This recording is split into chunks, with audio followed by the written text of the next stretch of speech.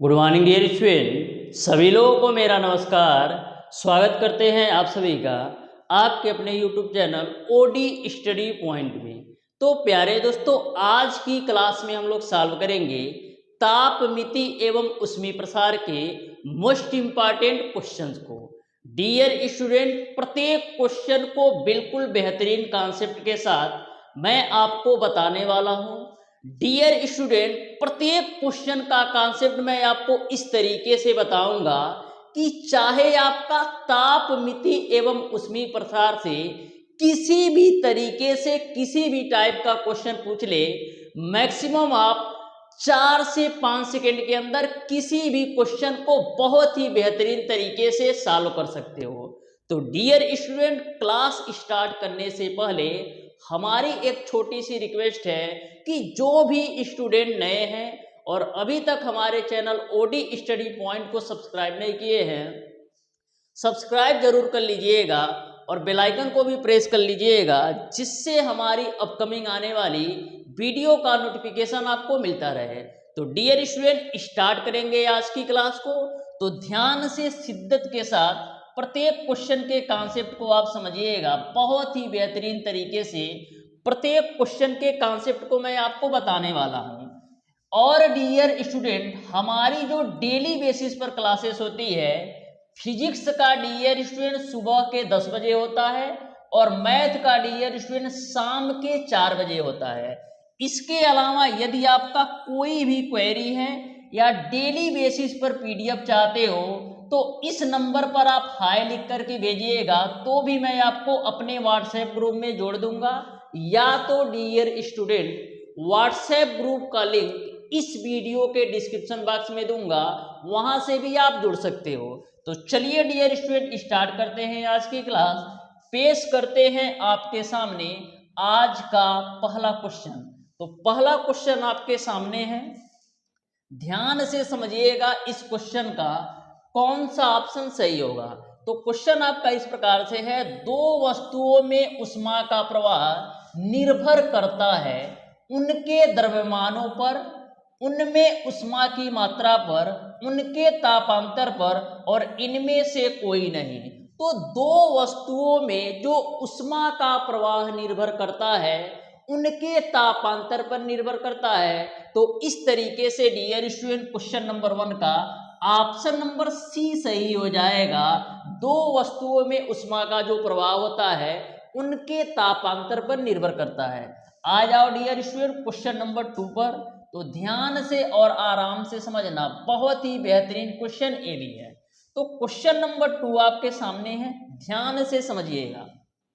देखो, बोला है कि हीम मिश्रण का ताप केल्विन पैमाने पर आपका 240 केल्विन है, तो इसका ताप सेल्सियस पैमाने पर क्या होगा, ये आपको बताना है। यानी कि हीम मिश्रण का ताप जो है केल्विन पैमाने पर 240 केल्विन है, तो इसका ताप सेल्सियस पैमाने पर क्या होगा, ये आपको बताना है।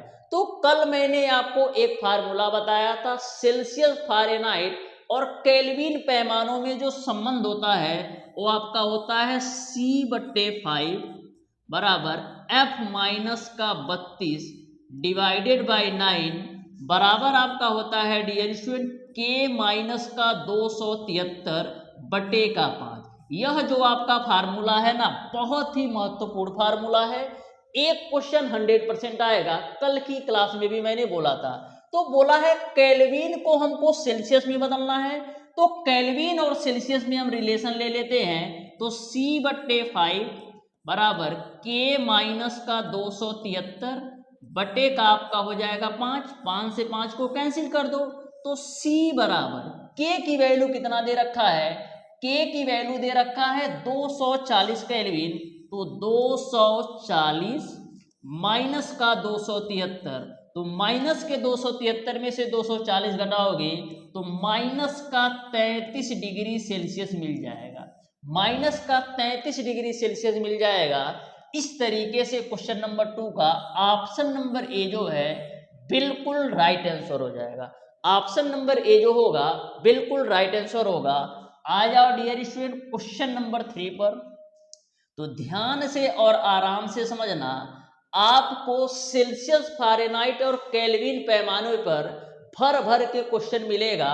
अभी आप देखिएगा क्लास में मैं कितने क्वेश्चन सॉल्व करवाता हूं, तो इससे आपका यह पता चलता है कि 1 से 2 क्वेश्चन आपका 100% सेल्सियस, फ़ारेनहाइट और केल्विन पैमाने पर आएगा।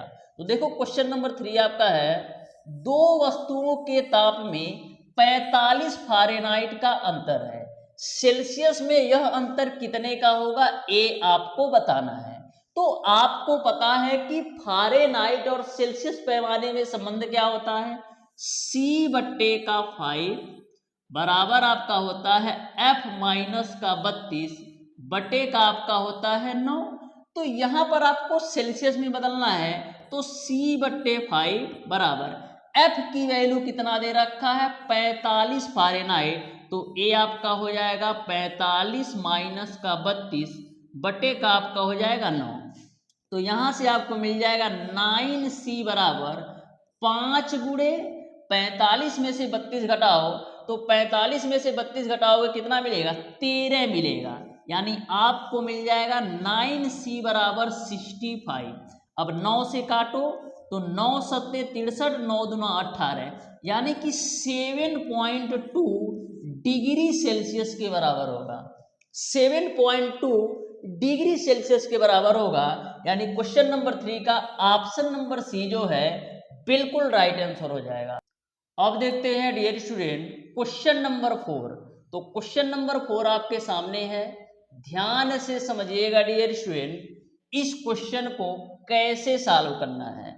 तो क्वेश्चन नंबर 4 आपका इस प्रकार से है, गर्म करने पर एक वस्तु के ताप में 40 डिग्री सेल्सियस की वृद्धि होती है, तो फ़ारेनहाइट पैमाने पर यह वृद्धि कितने की होगी, ये आपको बताना है। तो कल की क्लास में मैंने आपको बताया था कि फ़ारेनहाइट और सेल्सियस पैमाने के तापांतर में क्या संबंध होता है। फ़ारेनहाइट और सेल्सियस पैमाने के तापांतर में आपका संबंध होता है ΔC/5 बराबर आपका होता है ΔF/9। ये फार्मूला कब अप्लाई होता है, जब आपको फ़ारेनहाइट और सेल्सियस पैमाने के तापांतर में संबंध निकालना हो।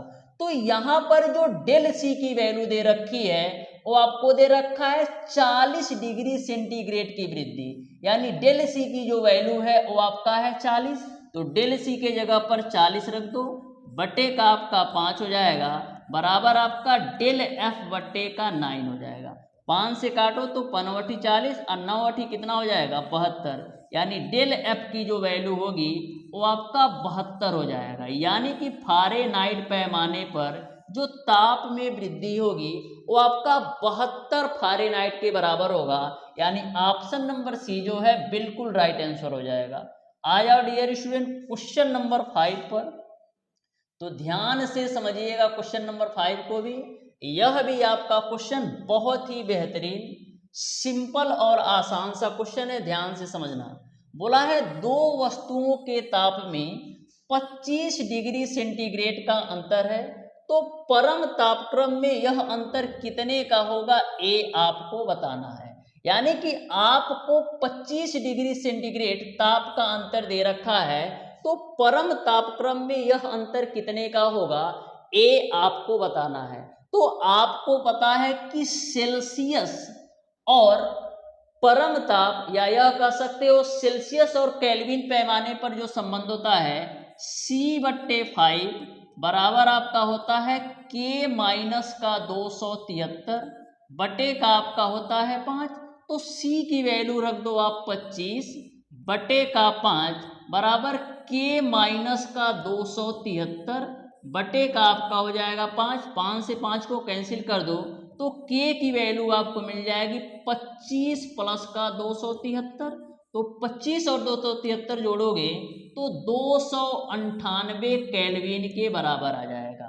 तो इस तरीके से इस क्वेश्चन का जो राइट आंसर होगा वो आपका ऑप्शन नंबर ए सही हो जाएगा। ऑप्शन नंबर ए जो होगा इस क्वेश्चन का बिल्कुल राइट आंसर हो जाएगा।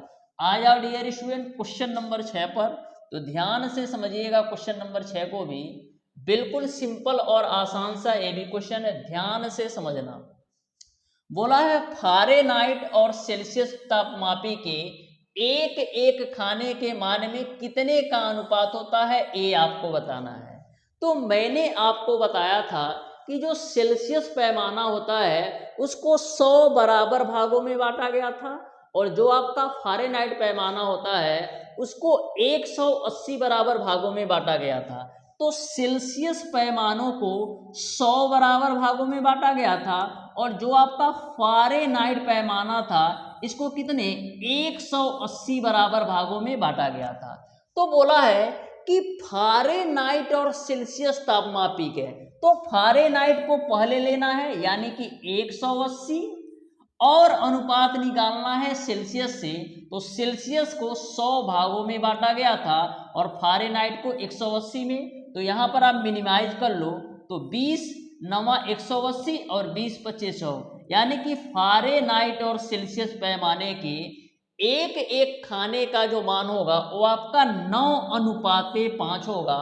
यानी इस क्वेश्चन का जो राइट आंसर होगा वो आपका ऑप्शन नंबर ए सही हो जाएगा।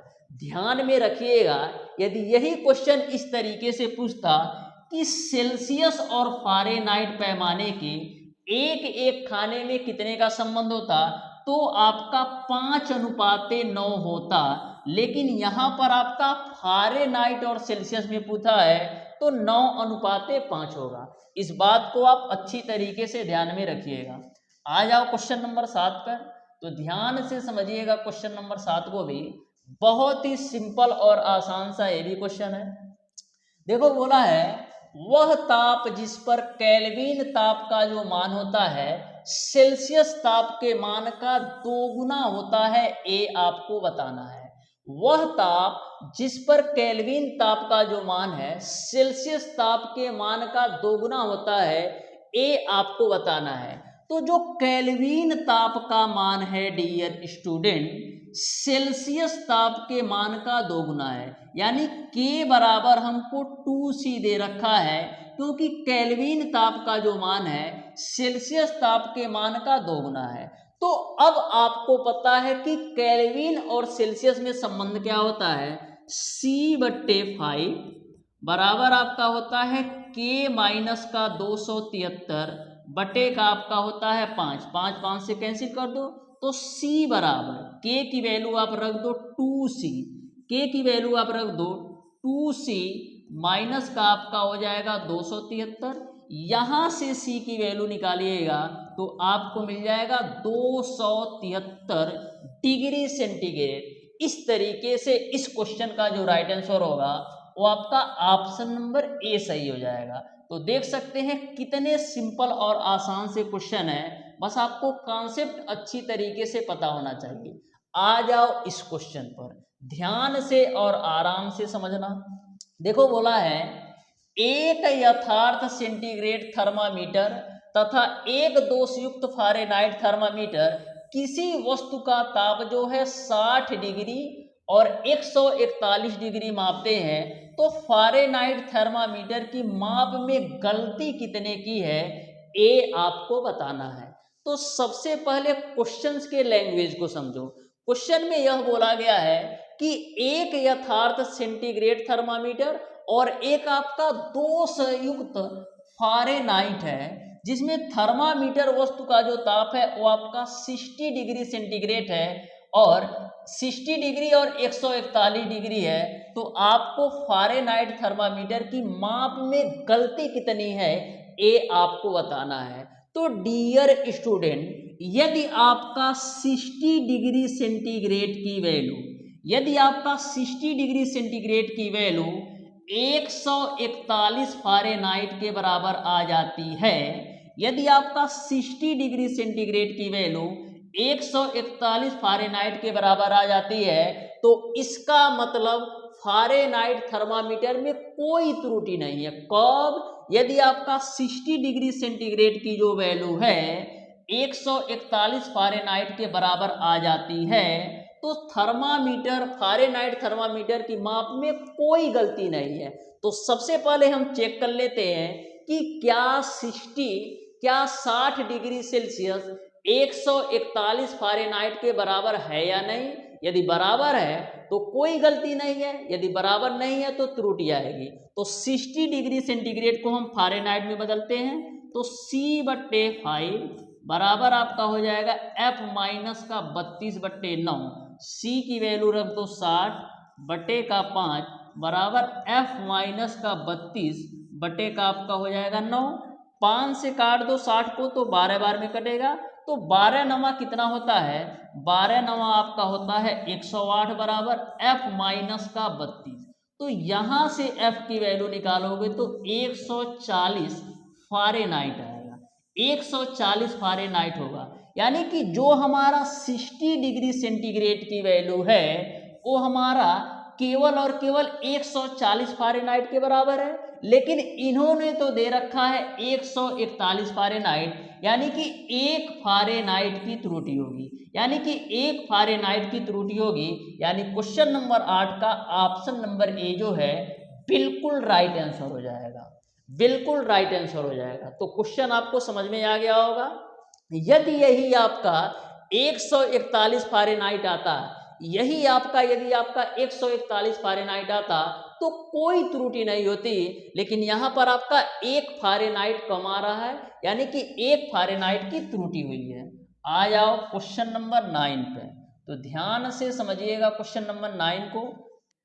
निम्न में से किस ताप पर दल का आयतन जो है अधिकतम होता है। तो सबको पता है कि 4 डिग्री सेल्सियस पर जो जल का आयतन होता है सबसे अधिकतम होता है, यानी क्वेश्चन नंबर 9 का ऑप्शन नंबर ए जो है बिल्कुल राइट आंसर हो जाएगा।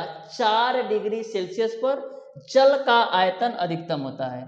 आ जाओ नेक्स्ट क्वेश्चन पर, जो कि आपका है क्वेश्चन नंबर 10। तो ध्यान से समझना, बहुत ही बेहतरीन क्वेश्चन है और बहुत ही सिंपल क्वेश्चन है, आप शिद्दत के साथ समझो। देखो क्या बोला है, एक ही आकार के दो गोले एक ही धातु के बने हैं, लेकिन एक गोला जो है वो आपका खोखला है तथा दूसरा गोला आपका ठोस है। तो इन्हें एक ही ताप पर गर्म किया जाता है। तो फलस्वरूप देखो दो गोले हैं, एक आपका ठोस गोला है और एक आपका खोखला गोला है, लेकिन दोनों को एक ही ताप पर गर्म किया जाता है। दोनों को एक ही ताप पर गर्म करेंगे तो ऐसे कंडीशन में डियर स्टूडेंट ना दोनों गोले जो है बराबर फैलेंगे, क्योंकि हम एक ही ताप पर दोनों गोलों को गर्म कर रहे हैं। यानी ऑप्शन नंबर ए जो होगा क्वेश्चन नंबर 10 का बिल्कुल राइट आंसर हो जाएगा। आ जाओ डियर स्टूडेंट क्वेश्चन नंबर 11 पर, तो ध्यान से और आराम से समझो, बहुत ही बेहतरीन और बहुत ही सिंपल क्वेश्चन है, आप शिद्दत के साथ समझना।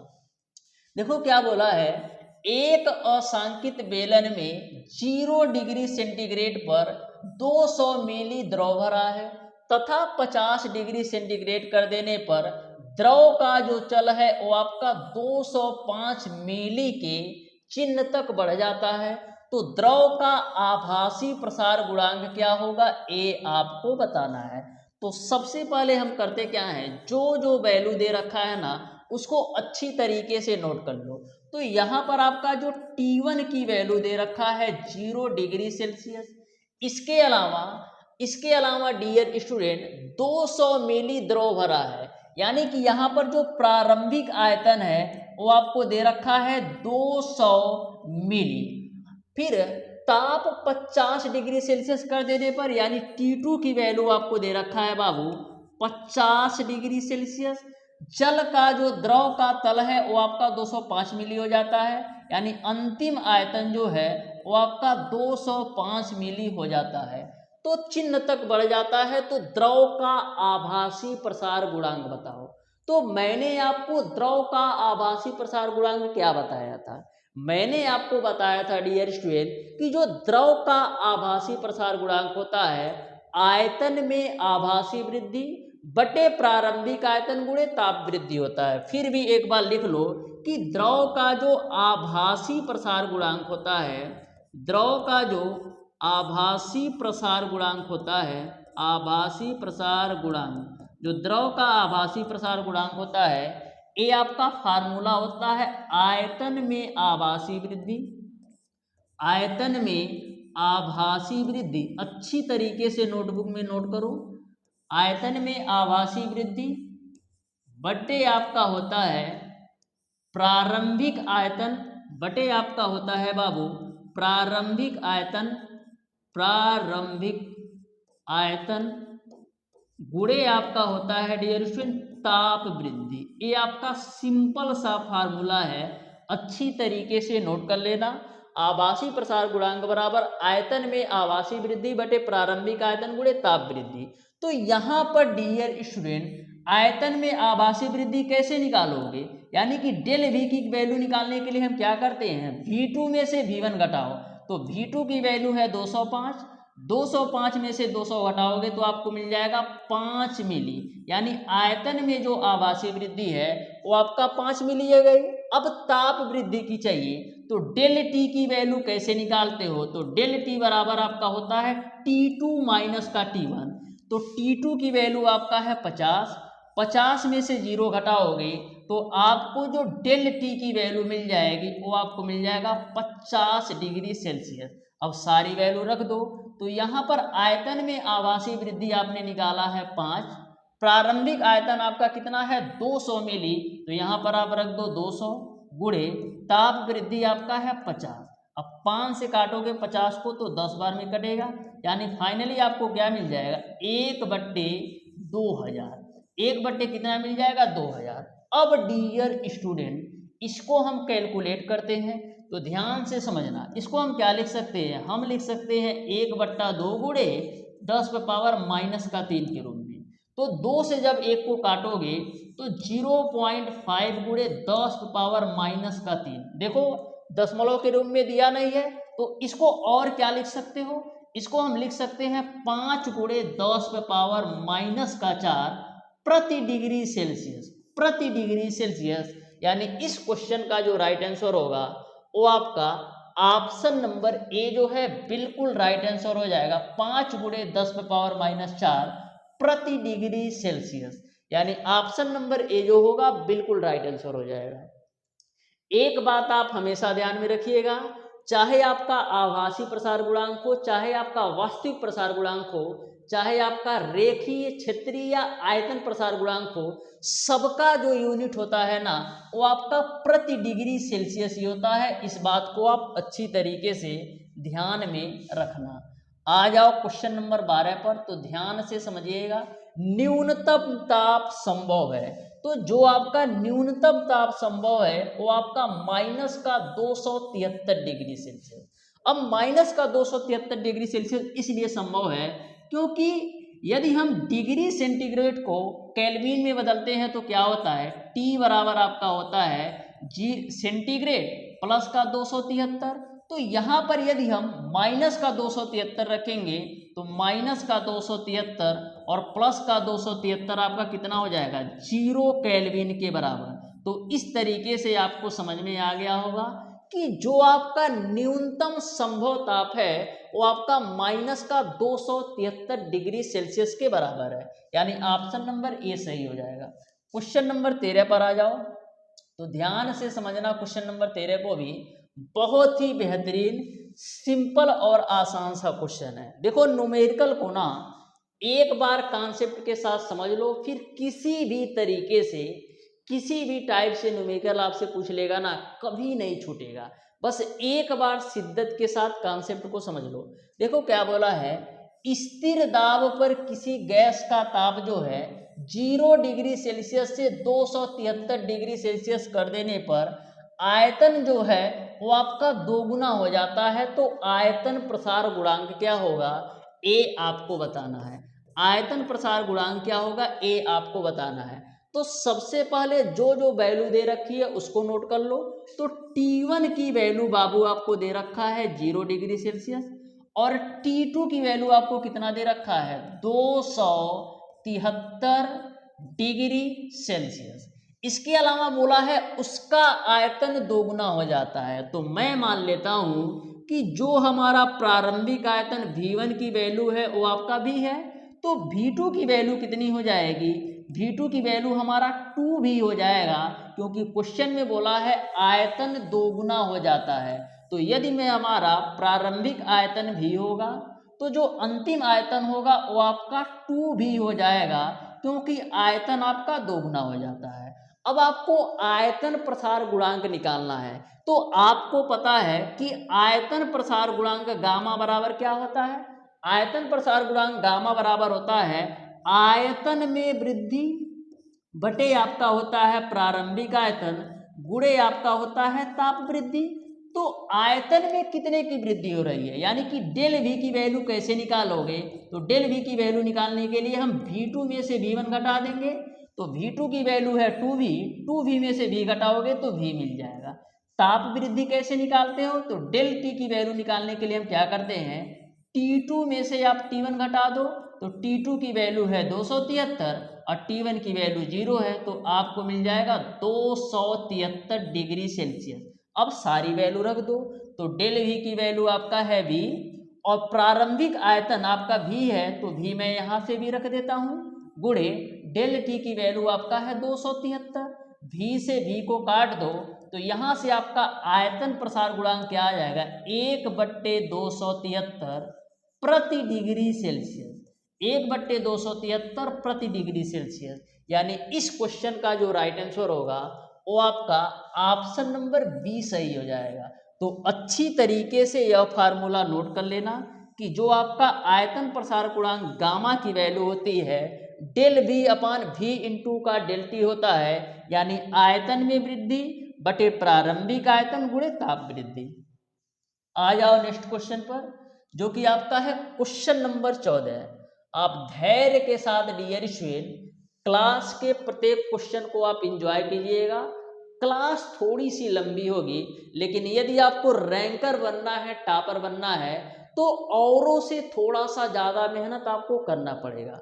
तो औरों से थोड़ा सा ज़्यादा मेहनत करोगे ना, तो टॉप रैंकर में यानी कि ऊपर सबसे ऊपर वाली लिस्ट में आपका नाम होगा। ध्यान से समझिएगा क्वेश्चन नंबर 14 को भी, ये भी आपका बहुत ही बेहतरीन सिंपल और आसान सा क्वेश्चन है। ध्यान से समझना इस क्वेश्चन को कैसे सॉल्व करना है। तो क्वेश्चन नंबर 14 आपका इस प्रकार से है, निम्न में से किस ताप पर सेल्सियस तथा फारेनहाइट तापमापियों का पाठ्यांक समान रहता है, ये आपको बताना है। निम्न में से किस ताप पर सेल्सियस तथा फारेनहाइट तापमापियों का जो पाठ्यांक है समान रहता है, ये आपको बताना है।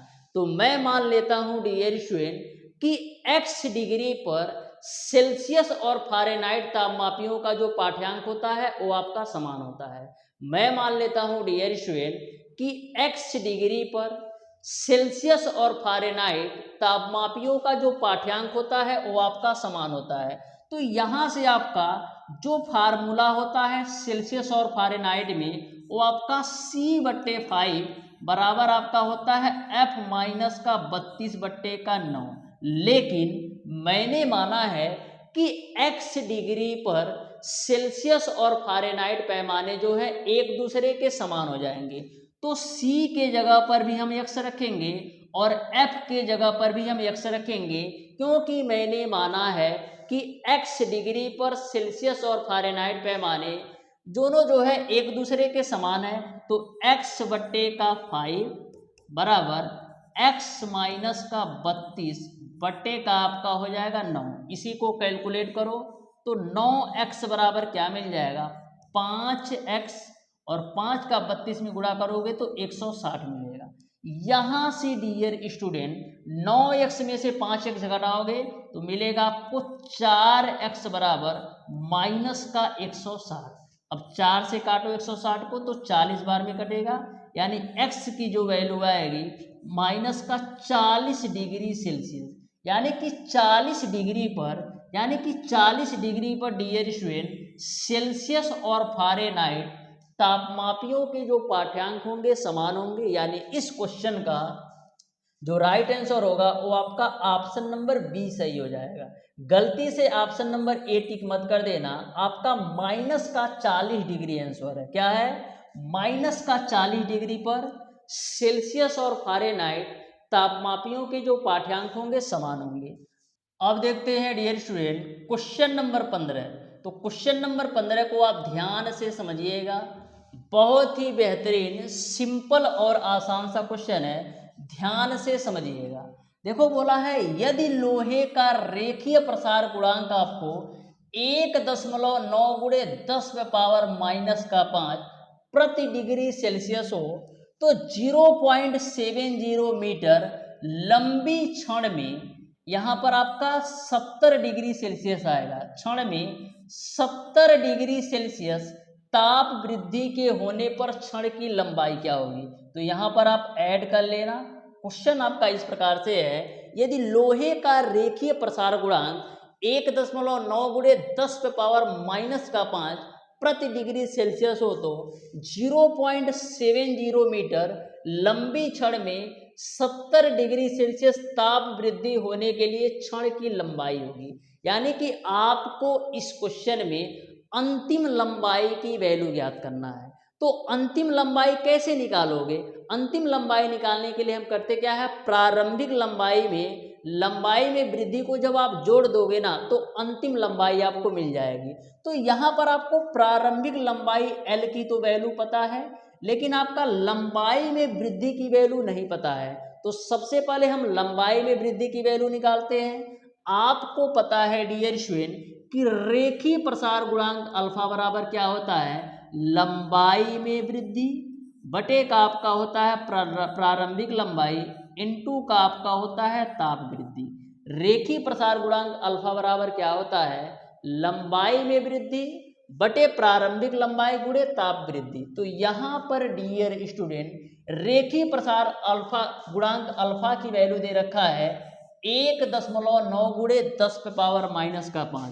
तो 1.9 गुणे 10⁻⁻5 बराबर डेल एल की वैल्यू आपको निकालना है। प्रारंभिक लंबाई एल की वैल्यू कितना है 0.70 और ताप वृद्धि आपका है 70। तो यहाँ से आप डेल एल की वैल्यू निकाल लो तो क्या मिलेगा 1.9 गुणे 10⁻⁻5 गुणे आपका हो जाएगा 0.70 गुणे आपका हो जाएगा 70। यहाँ तक सबको क्लियर है? यहाँ तक सबको क्लियर है? यहाँ से डियर स्टूडेंट 1.9 गुणे 10⁻⁻5 0.70 का 70 में करोगे तो आपको मिल जाएगा 49। इसी को कैलकुलेट कर लो तो डेल एल की वैल्यू आपको कितना मिल जाएगी, आपको गुणा किस में कराना है 1.9 गुणे 10⁻⁻5 में 49 से गुणा करा देना है। ठीक है, तो 19 नमा कितना होता है, 19 नमा होता है आपका 171, हासिल बचे आपका 17। 19 चौक कितना होता है 76, यानी 76 में आपको 17 जोड़ देना है तो 7 6 13 को 3 7 1 8 1 9 यानी कि 93 आपका आ जाएगा। गुणे आपका हो जाएगा 10⁻⁻5। कितने अंक पे दशमलव लगाना है, एक अंक पे। तो लो जी भैया मैं एक अंक पे दशमलव लगा दिया। ये आपका डेल एल की वैल्यू आ गई, ये आपका डेल एल की वैल्यू आ गई। तो डेल एल की वैल्यू और क्या लिख सकते हो, यहाँ पर 93.1 गुणे 10⁻⁻5 है ना, तो इसको हम क्या लिख सकते हैं 0.000931 मीटर के बराबर भी लिख सकते हैं। अब डियर स्टूडेंट क्षण की लंबाई आपको बताना है, यानी कि क्षण की अंतिम लंबाई की वैल्यू बताना है। तो अंतिम लंबाई L2 बराबर क्या होगा, प्रारंभिक लंबाई प्लस का लंबाई में वृद्धि। तो प्रारंभिक लंबाई आपका है 0.70, इसी में आप ऐड कर दो 0.000931 को। तो हम ऐड करते हैं शिद्दत के साथ। तो देखो 0.70 को हम क्या लिख सकते हैं 0.70 1 2 3 4 जितना बढ़ाना है बढ़ा दो, इसमें आप ऐड कर दो 0.000 और 931। ठीक है, 0.0000931 तो यहाँ से ऐड करोगे तो 1 3 9 और बीच में डबल जीरो चिपक जाएगा, ये आपका 7 आ जाएगा, यानी कि 0.700931 होगा। यानी ऑप्शन नंबर ए जो है बिल्कुल राइट आंसर हो जाएगा। जो क्षण की लंबाई होगी 70 डिग्री सेल्सियस ताप वृद्धि करने पर वो आपका 0.700931 मीटर हो जाएगी, यानी ऑप्शन नंबर ए सही हो जाएगा। आ जाओ क्वेश्चन नंबर 16 पर। तो ध्यान से समझना क्वेश्चन नंबर 16 को भी। ये भी क्वेश्चन आपका सिंपल है, ध्यान से समझो। देखो क्वेश्चन बोल क्या रहा है, बोला है एक भारहीन क्षण की जो लंबाई है वो आपका 0 डिग्री सेल्सियस पर 5 मीटर है तथा 100 डिग्री सेल्सियस पर 5.01 मीटर है हो जाती है, तो धातु का आयतन प्रसार गुणांक क्या होगा, ये आपको बताना है। तो आयतन प्रसार गुणांक निकालने के लिए क्या हमको चाहिए, आयतन में वृद्धि और प्रारंभिक आयतन दोनों की वैल्यू चाहिए, लेकिन यहां पर तो लंबाई दे रखा है। तो सबसे पहले करना क्या होगा, आपको आयतन निकालना होगा और आयतन में वृद्धि निकालना होगा, उसके बाद आप आयतन प्रसार गुणांक निकाल सकते हो। तो यहाँ पर डियर स्टूडेंट, यहाँ पर जो लंबाई की वैल्यू दे रखा है वो आपको कितना दे रखा है, यानी L1 की प्रारंभिक लंबाई की वैल्यू दे रखा है 5 मीटर और अंतिम लंबाई L2 की जो वैल्यू दे रखा है वो आपको दे रखा है 5.0। यहाँ तक सबको क्लियर है। और डियर स्टूडेंट, जो T1 की वैल्यू दे रखा है वो आपको दे रखा है 0 डिग्री सेल्सियस और जो T2 की वैल्यू दे रखा है वो आपको दे रखा है 100 डिग्री सेल्सियस। तो सबसे पहले हमको आयतन की वैल्यू पता होना चाहिए और आयतन में वृद्धि वाली वैल्यू पता होगी, तभी हम आयतन प्रसार गुणांक निकाल सकते हैं। तो सबसे पहले आप आयतन निकाल लो। तो यदि आपका लंबाई 5 होगा तो आयतन कितना होगा, तो आपका जो आयतन होगा वो क्या होगा, भुजा का क्यूब, यानी 5 का क्यूब करोगे तो आपको 125 आपको आयतन मिल जाएगा, प्रारंभिक आयतन। अब डियर स्टूडेंट, जब आपकी लंबाई 5.01 हो गई तब आपका आयतन कितना होगा, तो 5.01 का आप होल क्यूब करोगे तो कितना आएगा, तो आपको मिल जाएगा 125.75। यहाँ तक आपको क्लियर है। मैंने प्रारंभिक लंबाई से प्रारंभिक आयतन निकाला और अंतिम लंबाई से अंतिम आयतन यानी V2 की वैल्यू निकाला। अब डियर स्टूडेंट, डेल V की वैल्यू निकालो। तो डेल V की वैल्यू निकालने के लिए हम करेंगे क्या, V2 में से V1 को घटाओ। तो V2 की वैल्यू है आपका 125.75 माइनस V1 की वैल्यू 125, तो यहाँ से आपको कितना मिल जाएगा, यहाँ से आपको मिल जाएगा 0.75। ठीक है। अब ताप वृद्धि निकाल लो। तो डेल टी की वैल्यू कैसे निकालते हो, T2 में से T1 को घटाओ तो 100 डिग्री सेल्सियस मिल जाएगा। अब आसानी से आयतन प्रसार गुणांक निकाल लो। तो आयतन प्रसार गुणांक बराबर क्या होता है, आयतन में वृद्धि बटे का प्रारंभिक आयतन गुणे आपका होता है ताप वृद्धि। तो आयतन में वृद्धि कितना है 0.75 बटे प्रारंभिक आयतन कितना है, तो प्रारंभिक आयतन आपका है 125, तो 125 हो गया और ताप वृद्धि आपने अभी निकाला है 100। अब डियर स्टूडेंट, ऊपर से दशमलव हटाने के लिए 100 से गुणा और 100 से भाग भी करते हैं। तो जब 100 से गुणा करोगे तो ऊपर 75 हो जाएगा, नीचे आपका हो जाएगा 125 गुणे 100 गुणे 100 के रूप में। यहाँ तक सबको क्लियर है। अब देखो 25 से काटते हैं, 25 तिया 75 और 25 पच्चे आपका हो जाएगा 125, 25 पच्चे आपका कितना हो जाएगा 125। यहाँ तक सबको क्लियर है। अब ध्यान से समझना। अब देखो ऊपर है आपका 3 और नीचे में क्या है आपका 5। अब देखो 100 गुणे 100 को हम क्या लिख सकते हैं, इसको हम लिख सकते हैं 10 पे पावर 4 के रूप में। 5 से काटो 3 को तो 0.6 बार में कटेगा, यानी आपको मिल जाएगा 0.6 गुणे 10 पे पावर माइनस का 4। इसको और क्या लिख सकते हो, और हम लिख सकते हैं 6 गुणे 10 पे पावर माइनस का 5 प्रति डिग्री सेल्सियस। यानी जो आपका आयतन प्रसार गुणांक होगा 6 गुणे 10 पे पावर माइनस 5 प्रति डिग्री सेल्सियस होगा। यानी ऑप्शन नंबर सी जो है बिल्कुल राइट आंसर हो जाएगा। जल्दी जल्दी में गलती ये मत कर देना कि इसी वैल्यू को रख करके सॉल्व कर दो। यहाँ पर लंबाई दे रखा है बाबू, तो सबसे पहले आपको आयतन निकालना पड़ेगा, तभी आप आयतन प्रसार गुणांक निकाल सकते हो। आ जाओ नेक्स्ट क्वेश्चन पर, जो कि आपका है क्वेश्चन नंबर 17। तो ध्यान से समझना, ऐसे क्वेश्चन को डायरेक्ट टिक कर सकते हो। देखो बोला है तांबे के आयताकार प्लेट में एक गोल छेद किया गया है, तो प्लेट को गर्म करने पर छेद का आकार, तो छेद का आकार भी पड़ेगा, क्योंकि प्लेट के अंदर जो है एक बीच में गोल छेद किया गया है, तो जैसे आप प्लेट को गर्म करोगे ना तो आपका छेद भी बढ़ेगा, यानी ऑप्शन नंबर बी सही हो जाएगा। आ जाओ नेक्स्ट क्वेश्चन पर, जो कि आपका है क्वेश्चन नंबर 18। तो ध्यान से समझना क्वेश्चन नंबर 18 को भी, बहुत ही बेहतरीन क्वेश्चन है। देखो बोला है लोहे का जो क्षेत्रीय प्रसार गुणांक है वो आपका 0.4016 प्रति डिग्री सेल्सियस है। तो लोहे का रेखीय प्रसार गुणांक क्या होगा, ये आपको बताना है। तो मैंने आपको बताया था कि जो आपका क्षेत्रीय प्रसार गुणांक बीटा की वैल्यू होती है ना, वो आपका रेखीय प्रसार गुणांक के 2 गुने के बराबर होता है। ये मैंने कल की क्लास में बताया था। जो स्टूडेंट बेसिक कॉन्सेप्ट वाला वीडियो नहीं देखे हो, जा करके जरूर देख लेना, क्योंकि डियर स्टूडेंट बहुत ही बेहतरीन तरीके से समझाया था। और प्रत्येक चैप्टर का बेसिक कॉन्सेप्ट और थ्योरी पार्ट जरूर देखा करो, क्योंकि यदि बेसिक कॉन्सेप्ट और थ्योरी को अच्छी तरीके से समझ जाओगे ना तो कोई भी क्वेश्चन कहीं से भी पूछ ले आपसे छूटेगा नहीं।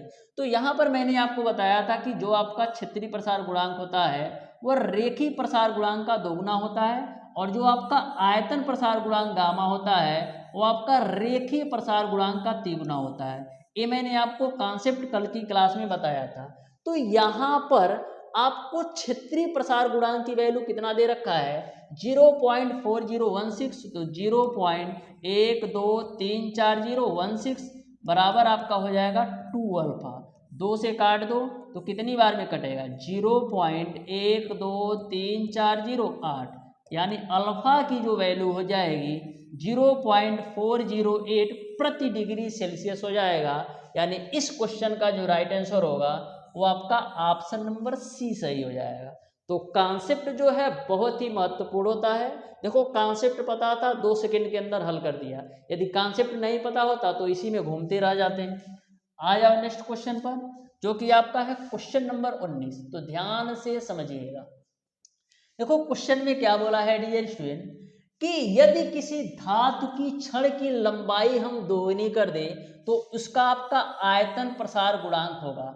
तो सबसे पहले मैंने आपको बताया था कि रेखीय प्रसार गुणांक में किसकी वृद्धि होती है, लंबाई में वृद्धि होती है। लेकिन यहाँ पर ये क्या बोल रहा है कि क्षण की लंबाई को हम दोगुनी कर दें, तो क्षण की लंबाई को यदि दोगुना करेगा तो आयतन प्रसार गुणांक पर कोई प्रभाव नहीं पड़ेगा, यानी उतना ही रहेगा। यानी ऑप्शन नंबर डी जो है बिल्कुल सही हो जाएगा। यदि फर्क पड़ेगा तो रेखीय प्रसार गुणांक पर, क्योंकि लंबाई में वृद्धि हो रही है तो आयतन प्रसार गुणांक पर कोई बदलाव नहीं आएगा, उतना ही रहेगा। आ जाओ नेक्स्ट क्वेश्चन पर, जो कि आपका है क्वेश्चन नंबर 20।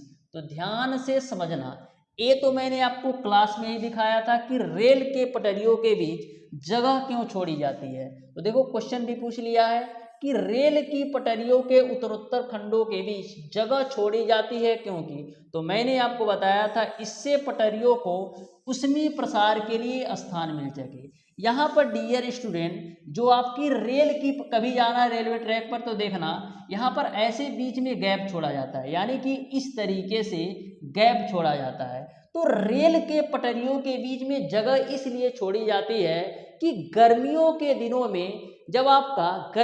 दिनों में जब इसका रेल ट्रैक का रेखीय प्रसार गुणांक हो, यानी कि टेम्परेचर बढ़ने की वजह से यदि रेल ट्रैक का विस्तार हो तो ऐसे कंडीशन में डैमेज ना हो, इनको जगह मिल सके फैलने के लिए, इसी वजह से जगह छोड़ी जाती है। तो इस क्वेश्चन का आपका ऑप्शन नंबर सी जो है सही हो जाएगा। आ जाओ नेक्स्ट क्वेश्चन पर, जो कि आपका है क्वेश्चन नंबर 21। तो ध्यान से समझिएगा क्वेश्चन नंबर 21 को भी, बहुत ही बेहतरीन क्वेश्चन है, ध्यान से समझना।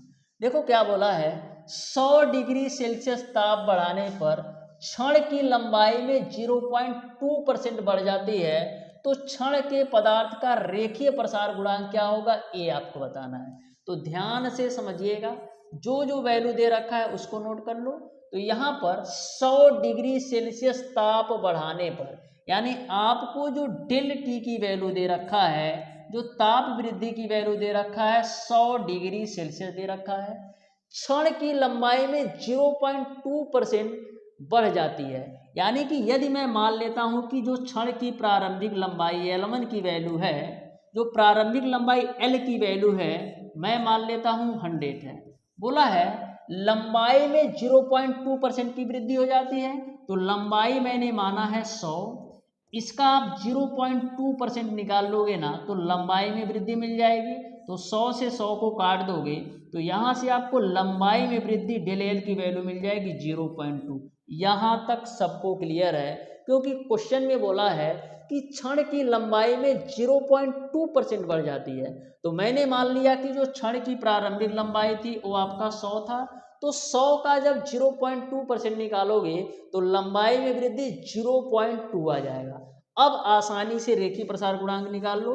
तो रेखीय प्रसार गुणांक बराबर क्या होता है, लंबाई में वृद्धि बटे आपका होता है प्रारंभिक लंबाई गुणे आपका होता है ताप वृद्धि। तो यहाँ पर जो आपका लंबाई में वृद्धि है 0.2 है, बटे का प्रारंभिक लंबाई मैंने माना है 100 है और ताप वृद्धि आपका भी 100 है। तो इसको हम क्या लिख सकते हैं, 0.2 गुणे 10 पे पावर माइनस का 4, लेकिन दशमलव के रूप में दिया नहीं है तो क्या लिख सकते हैं, 2 गुणे 10 पे पावर माइनस का 5 प्रति डिग्री सेल्सियस।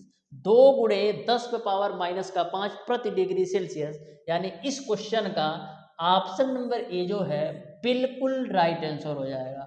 तो कॉन्सेप्ट जरूर समझ लेना किसी भी चैप्टर का। आया नेक्स्ट क्वेश्चन पर, जो कि आपका है क्वेश्चन नंबर 22। तो ध्यान से समझना, बहुत ही बेहतरीन क्वेश्चन है।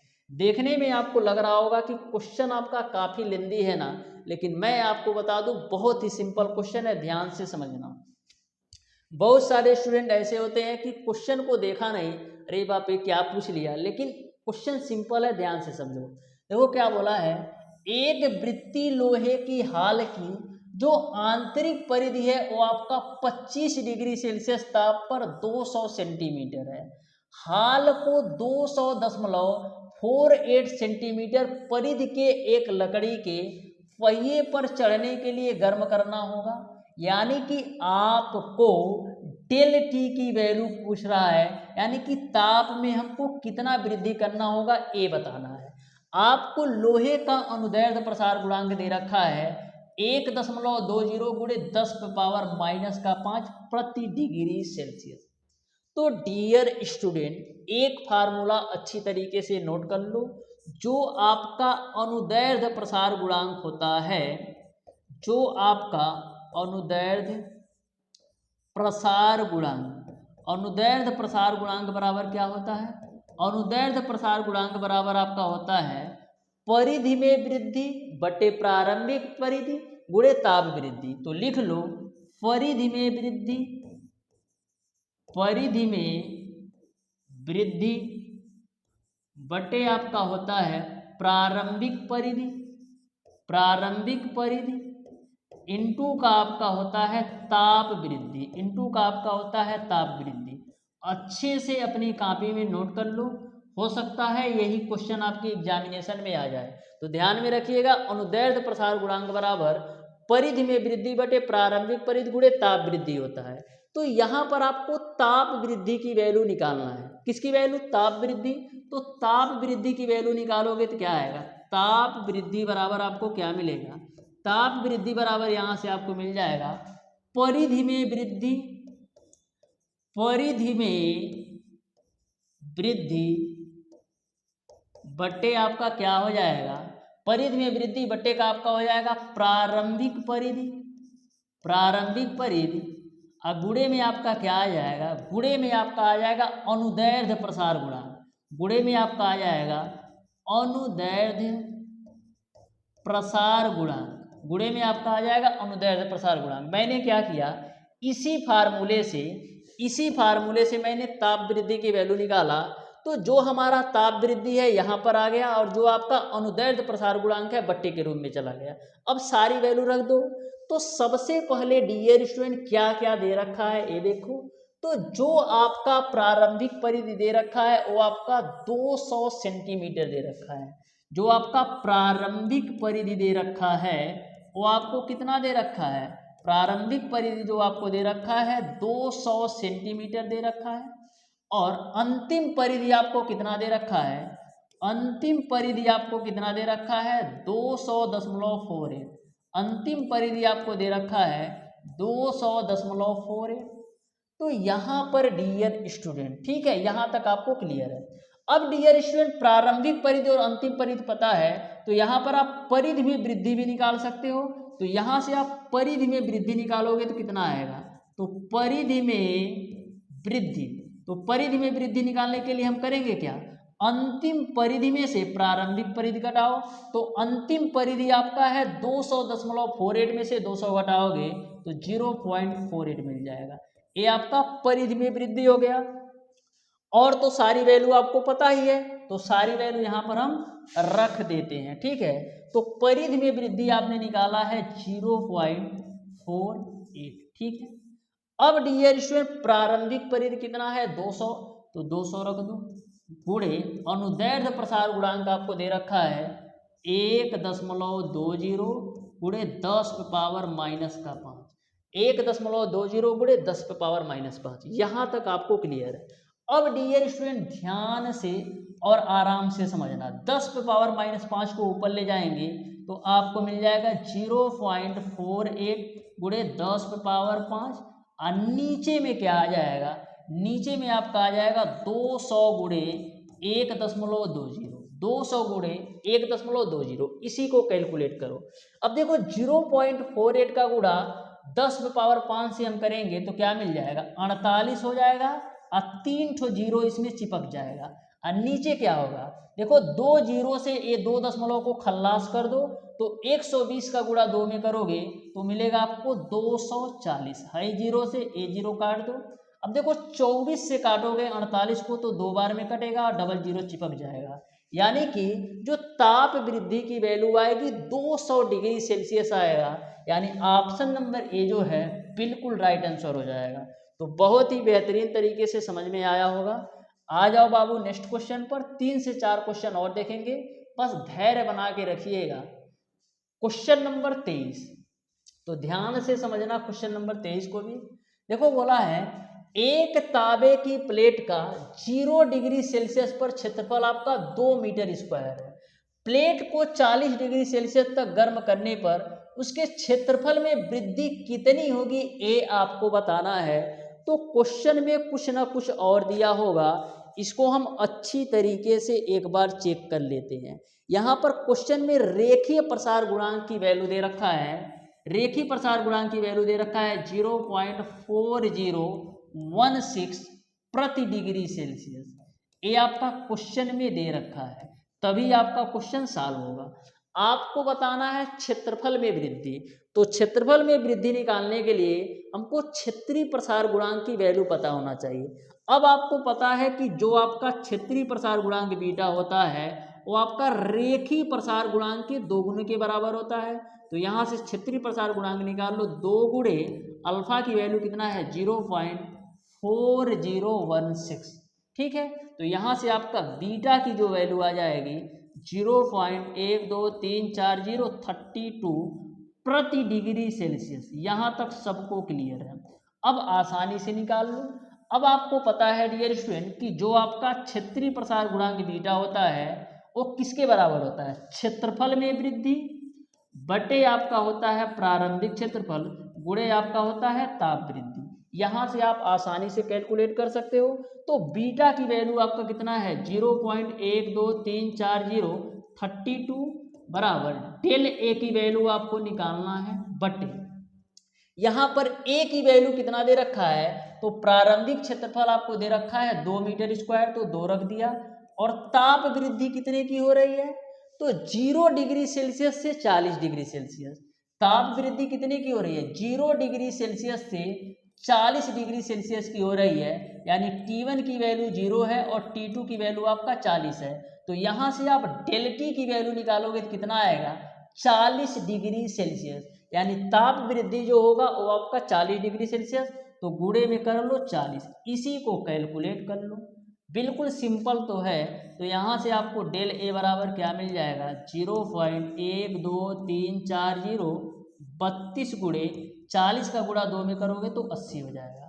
तो यहाँ से आपको क्या मिल जाएगा 8 का गुणा 32 में करो तो 8 दूना 16 और 8 त्रिक 24 एक 25, यानी आपको मिल जाएगा 0.00 256 प्रति डिग्री सेल्सियस। यानी इस क्वेश्चन का जो राइट आंसर होगा वो आपका ऑप्शन नंबर बी जो है बिल्कुल राइट आंसर हो जाएगा।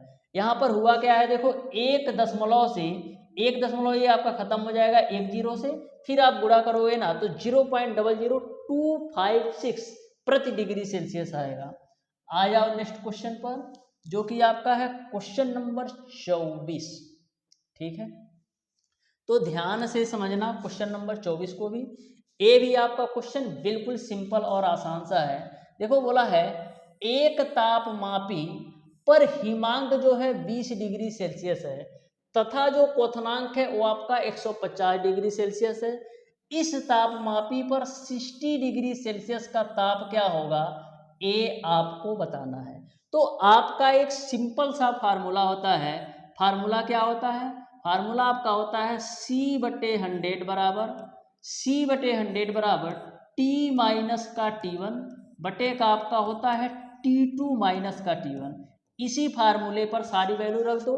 अब आप ये सोचोगे कि कौन सी वैल्यू क्या है, तो यहाँ पर देखो इस तापमापी पर 60 डिग्री सेल्सियस यानी C की जो वैल्यू है 60 डिग्री सेल्सियस, इसके अलावा जो T1 की वैल्यू है वो आपका 20 डिग्री सेल्सियस और जो T2 की वैल्यू है वो आपका 50 डिग्री सेल्सियस। अब सारी वैल्यू रख दो, तो यहाँ पर C की वैल्यू है 60 बटे का 100 बराबर T की वैल्यू आपको निकालना है माइनस का T1 की वैल्यू आपका है 20 बटे का T2 की वैल्यू आपका है 150 माइनस का कर दो 20। कैलकुलेट करो तो 0 से 0 काट दो, 2 से काटोगे 2 3 6 और 2 5 10 यानी 3/5 बराबर आपको क्या मिलेगा T माइनस का 20 और 150 में से 20 घटाओगे तो मिलेगा आपको 130। 5 से काट दो तो 5 दूना 10 5 छक 30, तो 26 तिया कितना होता है, 26 तिया आपका होता है 78। यानी कि 78 बराबर आपको क्या मिल जाएगा, 78 बराबर आपको मिल जाएगा T माइनस का 20। तो यहाँ से T की वैल्यू निकालोगे तो कितनी आएगी, T की वैल्यू निकालोगे तो 98 मिल जाएगा। तो इस तरीके से जो T का मान होगा, जो ताप का मान होगा वो आपका 98 डिग्री सेल्सियस होगा। यानी ऑप्शन नंबर डी जो है बिल्कुल राइट आंसर हो जाएगा क्वेश्चन नंबर 24 का। यहाँ तक आपको क्लियर समझ में आ गया होगा। आ जाओ डियर स्टूडेंट क्वेश्चन नंबर 25 पर, तो ध्यान से समझिएगा क्वेश्चन नंबर 25 को भी। ये आपका बिल्कुल सिंपल क्वेश्चन है। देखो बोला है एक पिंड का तापमान सेल्सियस तथा फारेनहाइट थर्मामीटर द्वारा मापा गया, फारेनहाइट थर्मामीटर द्वारा मापा गया तापमान होगा। तो हमेशा आपको पता है कि जो आपका फारेनहाइट थर्मामीटर द्वारा मापा गया ताप होता है वह सेल्सियस पैमाने से आपका अधिक होता है। अभी मैंने आपको कुछ क्वेश्चन पहले ही एक क्वेश्चन मैंने आपको बताया था, शायद क्वेश्चन नंबर 8 में ही मैंने आपको बताया था कि जो आपका 60 डिग्री सेल्सियस था वो किसके बराबर आया, 140 फारेनहाइट के बराबर।